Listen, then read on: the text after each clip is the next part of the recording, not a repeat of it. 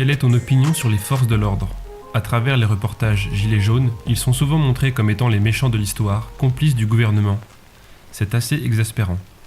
Alors moi, je discute quand même avec des policiers en off, qui me contactent d'ailleurs parce qu'ils aiment bien mes reportages. Eux ne considèrent pas qu'ils sont trop montrés du doigt dans mes reportages. J'essaie justement d'équilibrer, c'est-à-dire que je vois bien en étant sur le terrain que ce sont des gens en fait, qui pourraient être tout à fait des gilets jaunes, qui appliquent des ordres effectivement qui sont injustes, qui sont irréfléchis, des ordres aberrants, des ordres qu'on n'a jamais vus dans d'autres manifestations, ou justement, à l'inverse, qui ne reçoivent pas les ordres qu'on aimerait les voir recevoir. C'est-à-dire, par exemple, arrêter des mecs qui manifestement sont là pour jeter des pavés dans des vitrines, le truc absolument inutile, pas du tout stratégique, etc. Et les mecs sont là, ils continuent à faire ce qu'ils veulent. On ne comprend pas exactement pourquoi ils reçoivent tel ordre et pas tel autre.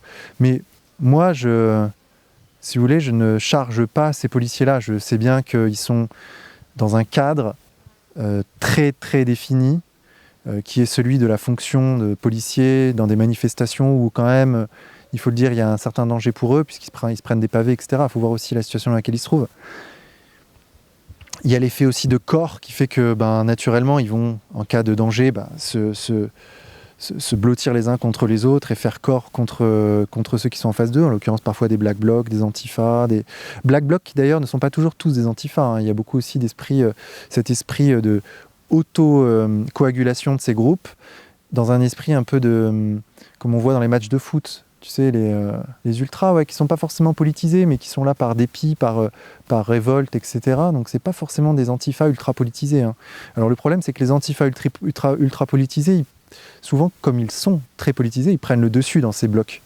C'est-à-dire qu'ils conduisent à terme ces blocs vers la lutte antifasciste. Mais initialement, la substance de ces blocs n'est pas nécessairement antifa à la base. Ça peut même être nationaux et assez patriotes, etc. Donc il faut avoir une certaine finesse dans l'analyse des black blocs. Et moi, je ne l'avais pas au début. C'est vrai que je parlais des black blocs comme je parlais des antifas. Mais non, il faut quand même bien faire la distinction.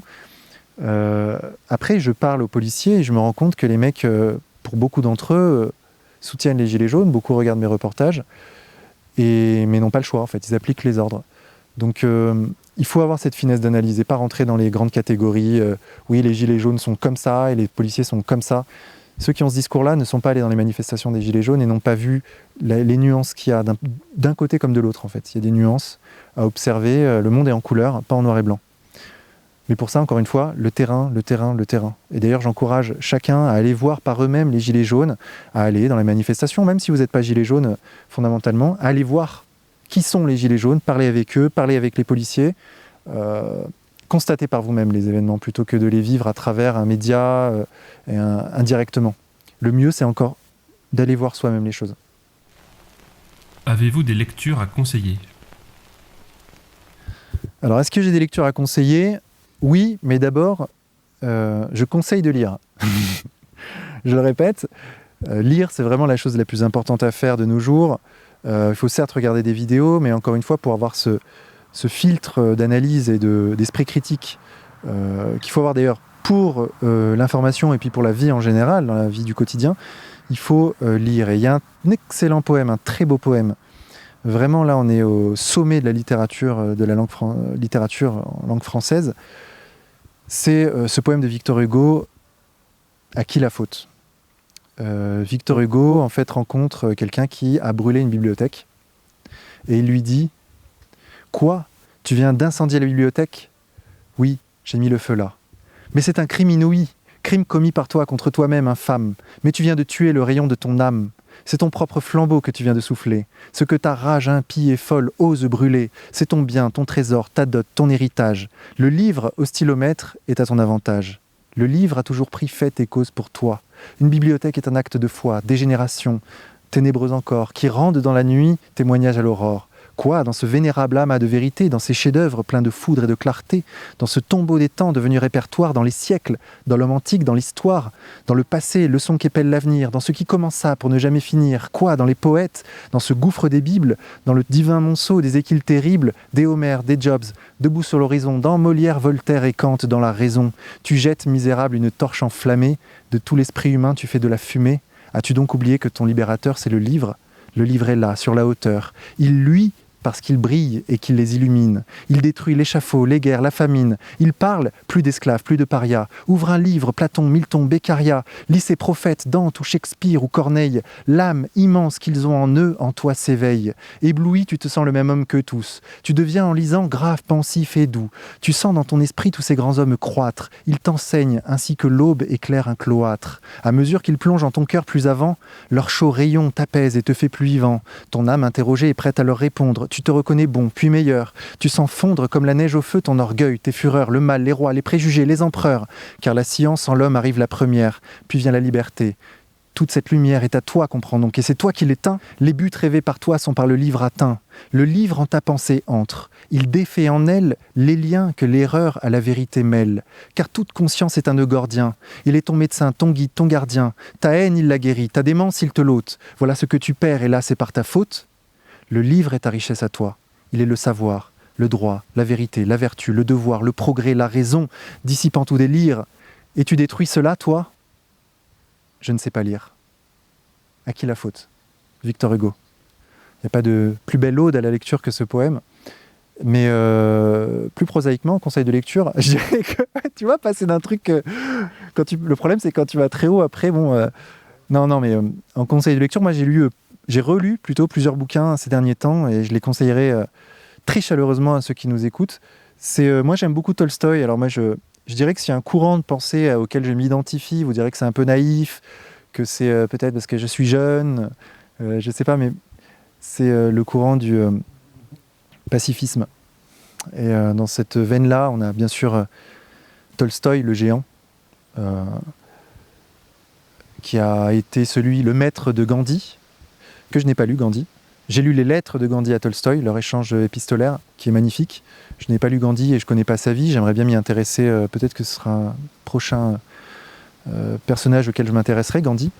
Romain Rolland, bien sûr, qui est en France peut-être l'un des plus grands représentants de ce courant de pensée pacifiste, qui a écrit Au-dessus de la mêlée, un bouquin magnifique que je conseille également. Mais bref, donc des livres que j'ai relus dernièrement, j'ai relu de Tolstoï Le royaume des cieux est en vous. C'est un petit livre qu'on lit très rapidement et qui est un appel finalement à l'apaisement des cœurs. Et il faut savoir que Tolstoï a été excommunié par l'Église en Russie parce que justement lui, il en avait marre en fait des églises qui se compromettaient avec l'État et qui ont, selon lui, travesti le message du Christ, puisque les États ont une armée, ont une police, font des guerres à l'étranger, etc. Et l'Église, elle, a suivi ça, en quelque sorte, en gardant des liens avec ces États qui, selon lui, n'étaient pas dans la philosophie du Christ. Donc lui, il conseillait aux Russes et au monde, en fait, de revenir aux évangiles directement, et notamment aux béatitudes et au discours sur la montagne, qui est le plus long discours retranscrit du Christ qu'on est, donc textuellement, théoriquement. C'est dans Matthieu, entre autres. Et donc lui, il conseillait d'aller directement aux évangiles et aux paroles du Christ. Et parmi ces paroles, il y en a une qu'il fait ressortir, c'est aimez-vous les uns les autres, bien sûr, mais aussi aimez votre ennemi comme vous-même. Et ça, pour lui, c'est vraiment la puissance révolutionnaire du message du Christ est dans cette phrase. Discours sur la montagne. Et le livre, Le royaume des cieux est en vous, tourne autour de cette idée. Également un autre livre que j'ai lu dernièrement,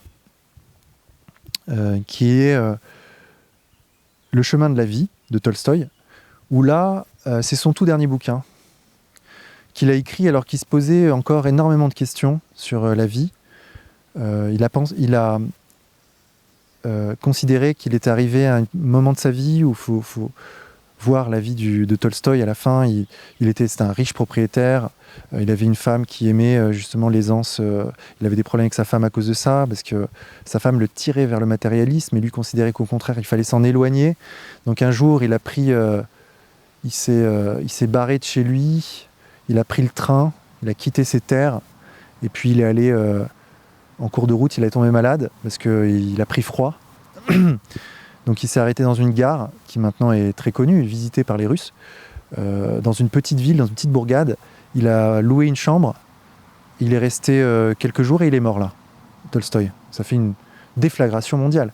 Et c'est dans ce lit de mort qu'il a terminé son bouquin, Les chemins de la vie, où il a considéré, couché par écrit, ce qu'il considérait comme étant les plus grandes valeurs qu'il fallait suivre pour vivre une vie droite, relativement droite selon ses principes, qu'il avait érigés tout au long de sa vie, qu'il avait réfléchi tout au long de sa vie.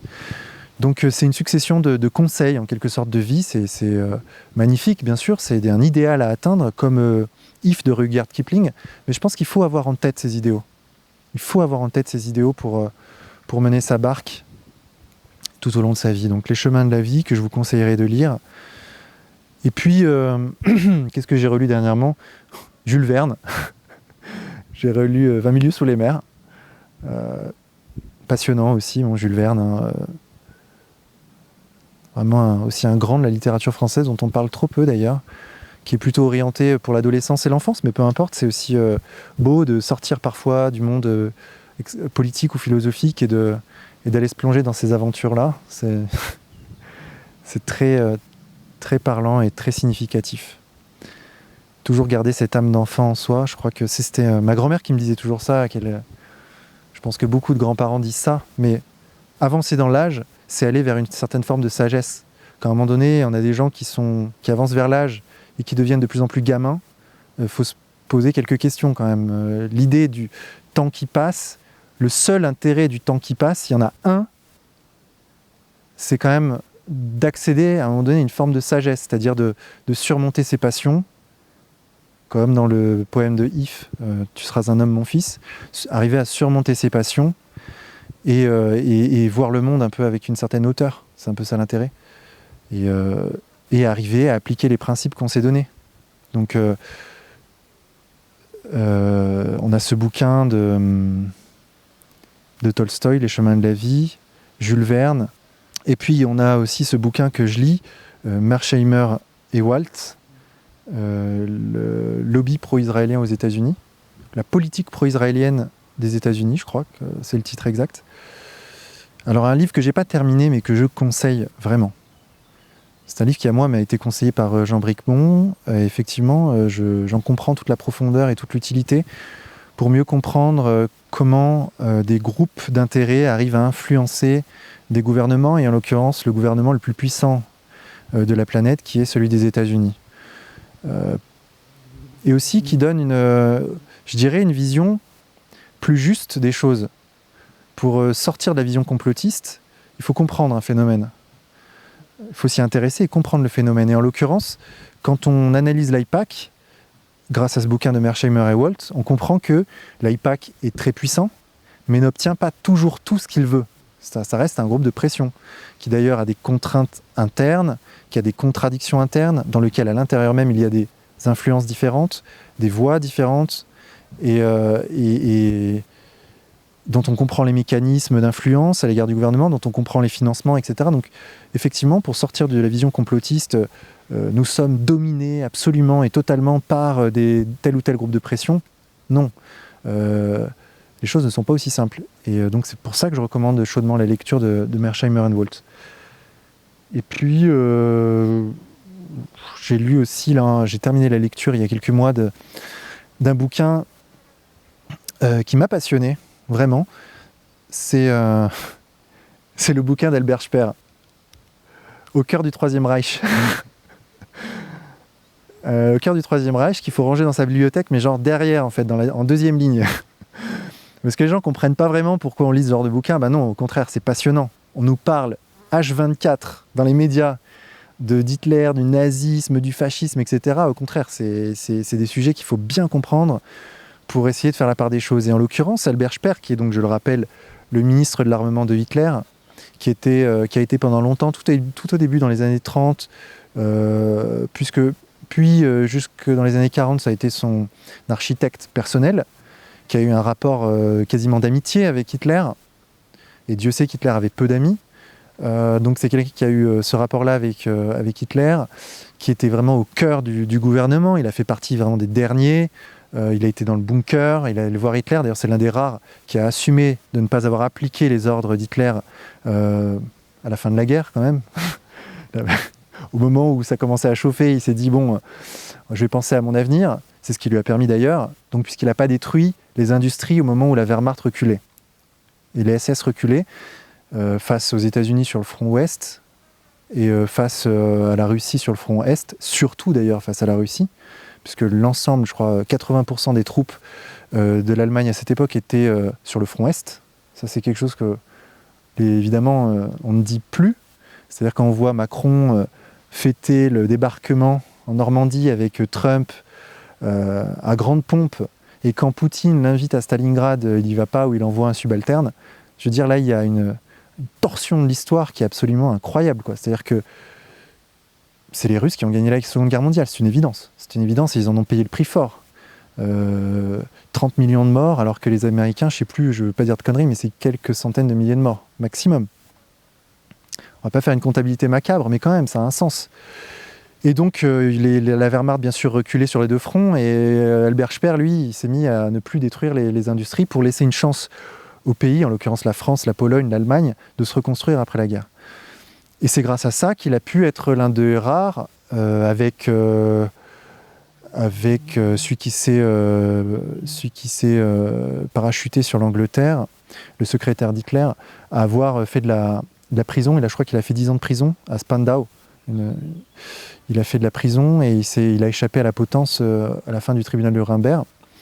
Et donc il a raconté a posteriori, plusieurs années après, ce qui s'était passé à l'intérieur du gouvernement, etc. C'est absolument passionnant. Et puis on a une vision d'Hitler qui est au plus près de sa personnalité. Et là tu te rends compte, tu relativises tout, puisque tu vois les choses en couleur, du coup, encore une fois, et tu vois que le Hitler, lui, c'était vraiment un dilettante, c'est-à-dire que il faut savoir qu'Hitler se levait très tard, se couchait très tard, regardait la télé et des films, puisqu'il avait une salle de projection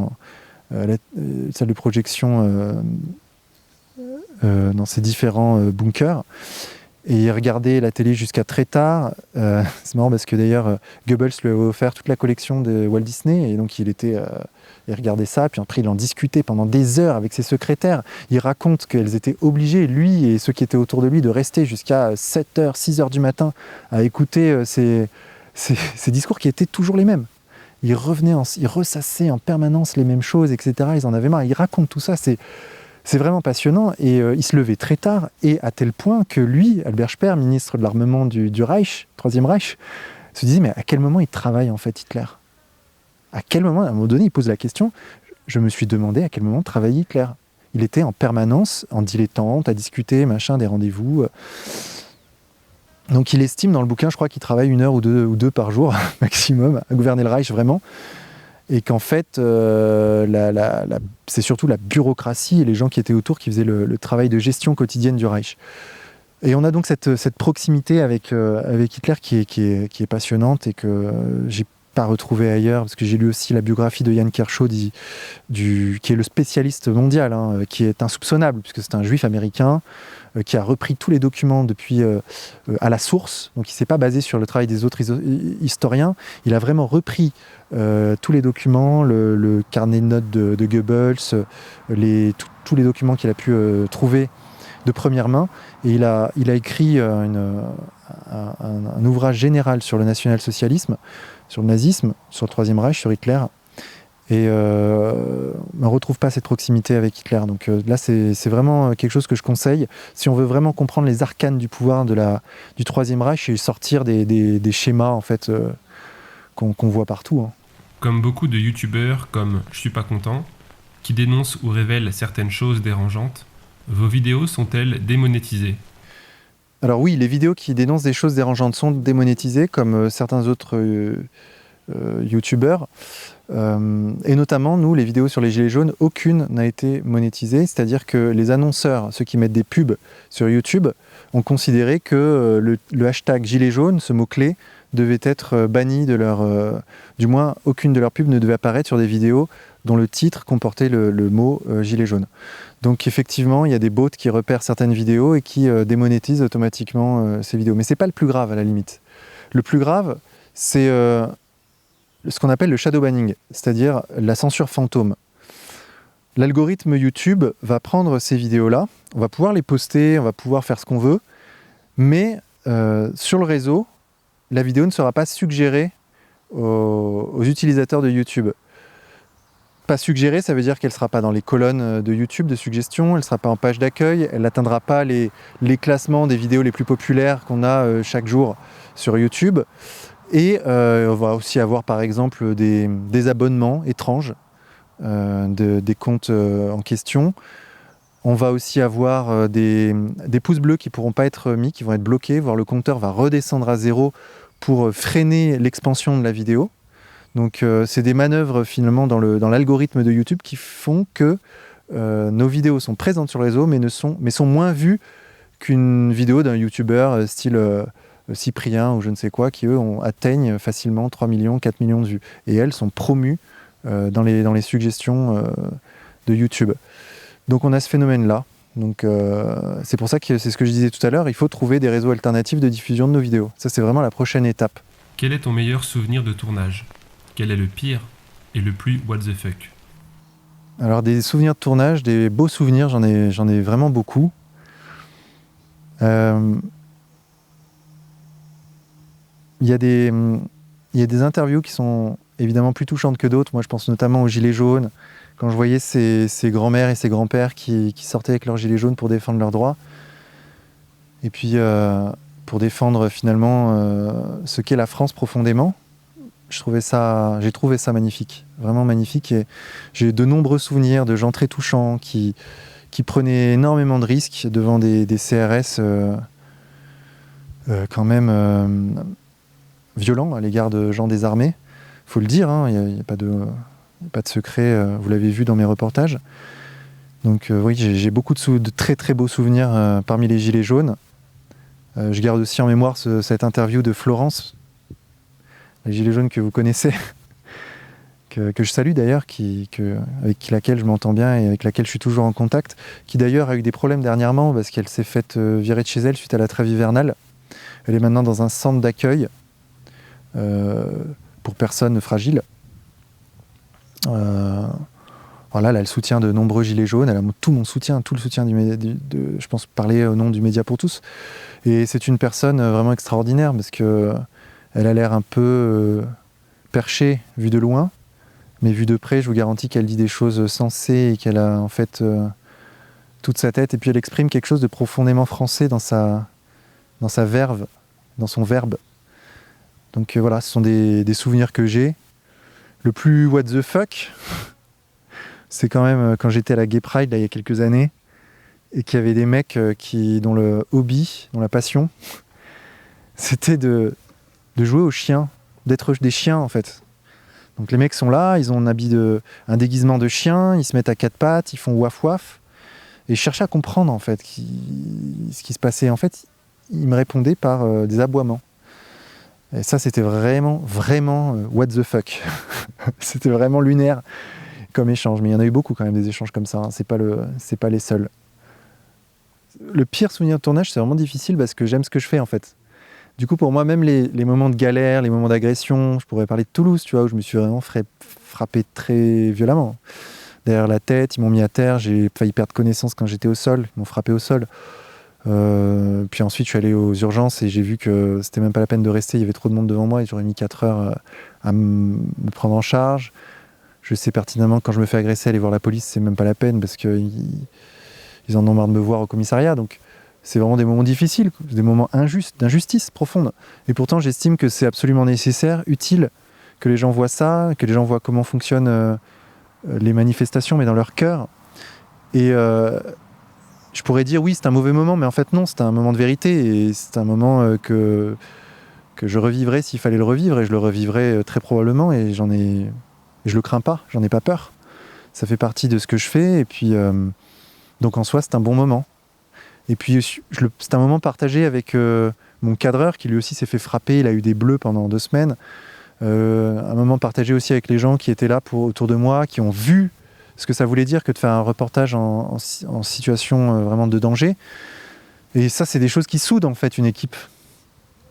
Quand on n'en ressort pas indemne, en fait on en ressort plus fort. Une fois qu'on a vécu ça ensemble, c'est un peu comme à l'armée, et c'est très dommage d'ailleurs qu'il n'y ait plus le service militaire obligatoire. C'est des choses qu'on vit à l'armée, que j'ai fait moi en étant volontaire à mi-temps, je ne sais plus qu'on appelle ça, réserviste, ouais. J'ai fait ça pendant 2 ans, et c'est des moments durs mais qui sont très beaux. Donc citer comme ça un mauvais moment, les pires moments c'est à la limite quand on n'est pas organisé, quoi. Quand on fait un reportage et qu'en fait je découvre que le mec à la pré-prod il a pas bien fait son boulot. Voilà, ça c'est les pires moments que je vis à la limite. Désolé JN. Qu'est-ce qui t'a poussé à faire ce travail? Plus précisément, comment t'est venue la volonté de vouloir contrer les médias de masse? En fait, c'est un peu le fruit du hasard. C'est un peu le fruit du hasard. Je dirais qu'au départ, c'est mon travail sur Chavez. J'ai vu la désinformation massive qu'il y a eu sur ce pays. J'avais accès au discours d'Hugo Chavez à la source, dans le texte, puisque je parle espagnol, donc j'ai pu voir la différence, le décalage qu'il y avait entre ce qu'on disait de lui ici dans les médias français et ce qu'il était réellement. Donc j'ai vu ce décalage-là très tôt, puisque j'ai commencé à traduire Chavez de 24-25 ans. Et du coup, j'ai compris qu'il y avait un vrai travail de réinformation à faire, et je l'ai fait d'ailleurs sur Chavez, puisque j'ai sous-titré ses discours, et puis je les ai rendus disponibles sur YouTube. Donc je faisais ce travail-là indirectement, en fait. Et puis ensuite est venu, par le hasard de la vie, j'ai pu faire un reportage au Venezuela sur les Vénézuéliens qui allaient à l'enterrement de Chavez, donc j'ai eu cette occasion-là. Et puis, comme je m'en sortais bien, est venue l'idée que je fasse des reportages à Paris, parce que c'est vrai que j'ai le contact facile, que je sais parler quand même, j'ai les pieds sur terre, j'ai les idées relativement claires. Et puis, j'essaie vraiment de comprendre les gens. Ça, c'est quelque chose qu'on m'a toujours dit depuis que je suis jeune, c'est que quand je regarde les gens, je les regarde vraiment dans les yeux, quoi. J'essaie vraiment de les comprendre, en fait. J'essaie vraiment de capter ce qu'ils veulent me dire au-delà des mots, dans ce qu'ils ressentent et dans ce qu'ils ont vécu même dans leur vie, et dans tout le non-verbal. Et je suis très concentré quand je regarde quelqu'un. Je sais pas si ça se voit dans les reportages, on me dit que ça se voit que j'ai un regard un peu de psychopathe, mais en fait c'est pas un regard de psychopathe, c'est un regard de quelqu'un qui s'intéresse aux gens, en fait, c'est qui les prend en compte vraiment. Et j'ai l'impression que c'est quelque chose de plus en plus rare, et que donc dès qu'il y a un mec qui regarde quelqu'un dans les yeux et qui lui parle et qui rebondit, du coup c'est quelque chose d'un peu extraordinaire, qui sort de l'ordinaire. Mais non, en fait, c'est juste la normalité. C'est un mec parle et j'écoute, en fait. Et ah ouais, d'accord, ok. Et je suis ancré, en fait. Je suis face à lui et je suis ancré. Et j'ai cette attitude-là, mais depuis toujours. C'est pas, si vous voulez, que j'ai été comme ça pour faire du journalisme, c'est que je suis comme ça à la base. Et que du coup, je suis devenu reporter. Parce que je suis comme ça à la base. Et pas l'inverse. C'est d'ailleurs une preuve supplémentaire qui démontre que je ne joue pas quand je suis dans un reportage. Je ne pourrais pas jouer, de toute façon, sur la longueur, encore une fois, je le répète. C'est important. On ne peut pas jouer. Et puis, de toute façon, en situation de danger, quand on est en stress, quand on est agressé, quand on est chassé d'un endroit, on ne joue plus, en fait. On est soi-même. Et d'ailleurs, il n'y a que dans des moments comme ça, de danger un peu fort, qu'on se trouve soi-même, qu'on sait qui on est. Et c'est marrant parce que dans mes lectures et dans les personnages que j'ai appréciés quand j'étais petit et que j'ai suivis, etc., ça a toujours été des mecs qui ont été un peu dans des situations foireuses et qui se sont révélés dans ces situations-là, qui sont devenus des héros ou au contraire des soumis. Et d'ailleurs, je dis soumis, mais sans aucun mépris, parce que quand on est dans une situation très dangereuse, quand on a en face de soi, par exemple, une gamine qui va se noyer, on ne sait pas comment on va réagir. Est-ce qu'on va donner sa vie pour l'autre, ou est-ce qu'on va au contraire laisser faire les autres? Et bien sûr, on aimerait tous être le héros qui plonge comme ça, qui va dans les tourbillons et qui sauve la gamine, mais est-ce qu'on l'est vraiment? On le saura que quand on sera confronté à cette situation. Donc c'est pour ça que je crois profondément qu'on se révèle dans ces situations-là et peut-être que inconsciemment, c'est une situation que je recherche. C'est-à-dire, oui, ok, je vais voir des gens qui ne sont pas d'accord avec moi, oui, ok, je vais voir des gens qui vont très probablement m'agresser si je vais les voir, mais je vais les voir quand même déjà par démarche de les comprendre, d'essayer de faire en sorte qu'ils me comprennent, et aussi pour moi-même me confronter à ce qu'il y a peut-être de plus dangereux en France, parce qu'honnêtement, comparé aux situations dans lesquelles je me suis retrouvé au Venezuela, c'est quand même pas franchement dangereux, une manifestation où il y a des antifas. Honnêtement, il n'y a pas de risque d'en sortir avec une jambe en moins ou mort. C'est des gens qui peut-être vont vous rouer de coups pendant 15 secondes et qui ensuite vont dégager en courant. En plus, c'est des très jeunes gens, c'est des gens de 17-18 ans, ou un peu plus, pour les plus formés d'entre eux. Mais je veux dire, le danger n'est pas au niveau extrême quand même. Il faut remettre les choses à leur place. Donc, voilà. C'était quoi la question ? Pourquoi j'ai fait ça ? Voilà. Pourquoi j'ai fait ça ? Parce qu'il faut le faire. Je dirais que la meilleure réponse à ça, c'est parce qu'il faut que nous le fassions. Est-ce que le Média pour tous a déjà reçu des propositions de la part de chaînes télé, TV Liberté, RT, etc., pour réaliser des reportages ? Alors non. Nous sommes seuls. Alors moi j'aime beaucoup RT, justement. Et alors ça fait partie d'un peu de la philosophie du Média pour tous. C'est qu'on s'est rendu compte qu'il y avait RT et que c'était l'un des rares médias à vraiment faire le travail sur le terrain. TV Liberté font un travail que j'estime qui est bien, qui est utile, nécessaire, mais ils sont beaucoup moins sur le terrain que RT France. Alors moi j'aime beaucoup RT France, le problème c'est que ils sont financés par les Russes. J'ai rien contre les Russes, bien au contraire. Simplement j'estime que le travail qui est très professionnel, très bon, très juste dans leur ton, doit être fait par nous et financé par les Français. On doit être capable, nous, de monter un média à la hauteur de RT France, une sorte de RT français, entre guillemets. Donc c'est un peu le but du Média pour tous. Mais par contre, ils ne nous ont jamais approchés ou proposé de faire des reportages avec eux, ou même ils m'ont jamais, à moi, proposé de travailler pour eux, par exemple. Pour ou contre la castration des antifas ? Alors, non, contre évidemment. Moi, je suis pour la discussion avec les antifas. Même si c'est très difficile, moi, je ne cesserai d'essayer de discuter avec eux pour déjà les comprendre, dans un premier temps, et aussi qu'ils comprennent que non, moi, je ne suis pas fasciste, pas du tout. Je me suis déjà exprimé pour le RIC. Alors la question, c'est de savoir si eux sont pour le RIC. Moi, je discute avec un antifa au sein des Gilets jaunes qui me disait non, mais le RIC, c'est de la merde, moi, je suis pas pour le RIC. Eux, ils sont plutôt même dans une logique de dictature, prolétariat. C'est un projet politique qui ne correspond pas vraiment à ce que moi je défends. Mais oui, effectivement, discuter avec eux, les comprendre, se comprendre, je crois que c'est la clé. C'est la clé de tout, en fait. Ce qu'il faut, c'est unir. C'est vraiment le plus important dans notre travail, dans ce qu'on fait, c'est réussir à unir les gens. Et bien sûr que non, les antifas, bon, alors je sais que je les ai quand même eu assez souvent en face de moi pour savoir qu'ils ne sont pas ouverts à la discussion, qu'ils sont même dans une logique plutôt de censure, de violence à l'égard de ceux qui ne pensent pas comme eux, ce qui n'est d'ailleurs pas leur... d'autres sont comme ça, hein. Il n'y a pas qu'eux qui sont comme ça, mais eux le sont, très, très violemment. Et ils participent, selon moi, malgré eux, sans le savoir, du moins pour ceux qui sont à la base de ces mouvements-là. Peut-être pas ceux qui sont à leur tête, parce qu'à mon avis, eux savent très bien à quoi ils servent politiquement. Mais ces mouvements-là sont totalement utiles au système et au pouvoir. On l'a vu d'ailleurs avec les Gilets jaunes. Moi, c'est ce que j'ai constaté sur le terrain. C'est-à-dire qu'ils se sont mis à un moment donné du mouvement à chasser clairement les gens qui avaient des drapeaux régionaux, royalistes, à ceux qui considèrent comme étant des nationaux, des fachos.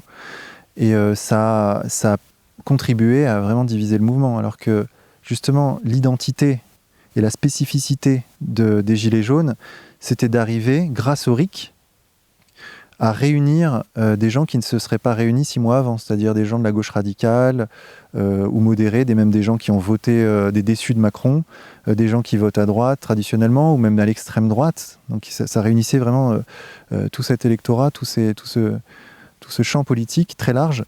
Et les antifas ont permis de diviser, de fracturer le mouvement des Gilets jaunes. Du moins, ils y ont contribué. C'est pas les seuls, mais ils y ont contribué.